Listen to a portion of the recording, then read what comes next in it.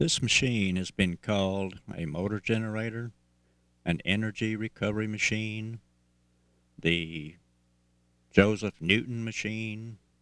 This is a modified version of what he built many years ago. We have shortened it in order to save time and get to the results quicker. As you can see, we started off with about 1374 volts. It ended with 1385. Is it charging or just returning the energy to the battery? You be the judge.